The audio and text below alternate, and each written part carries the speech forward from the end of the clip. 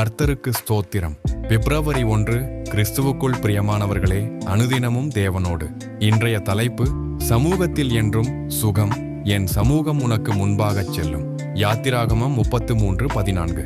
நம் வாழ்வில் முன்னின்று நடத்தும் தேவன், மாதத்தின் முதல் நாளாகிய இன்று ஒரு அருமையான வாக்குத்தத்த வார்த்தையோடு கர்த்தர் நம் வாழ்விலும் முன்னின்று பயணிக்க விரும்புகிறார்.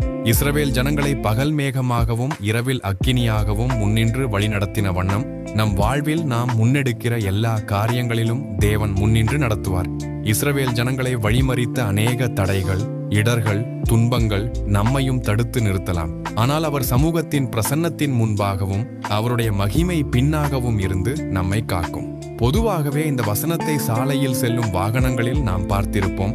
தேவன் அந்த வாகன பயணத்தில் முன்னின்று பாதுகாப்பதற்கு முன்னோடியாக அவைகள் பொறிக்கப்பட்டிருக்கும்.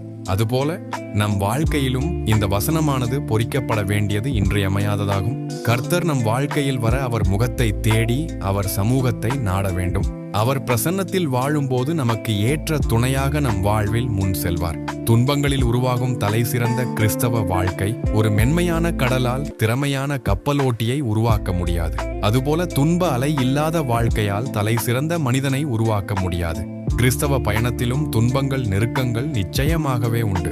அவை ஒவ்வொன்றும் கற்றுத்தருகிற பாடங்கள் நம்மை சிறந்த கிறிஸ்தவர்களாக உருவாக்கும். பிரியமானவர்களே, நீங்களும் மோசேயை போன்று என்னுடைய கஷ்டங்களில் பங்கு பெற யாருமில்லையே என்று தனிமையினால் தியங்குகிறீர்களா? உங்களோடு பயணிக்க தேவன் இருக்கிறார் என்பதை மறந்துவிடாதிருங்கள்.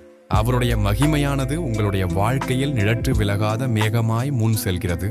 மகிமை மறுரூப மலையில், இனிமை என்றும் தேவ சமூகத்தில், தனிமை ஒன்றுமில்லை தேவ பிரசன்னத்தில். வாழ்வோம் என்றும் அவர் சமூகத்தில், மகிழ்வோம் என்றும் அவர் பேரின்பத்தில்.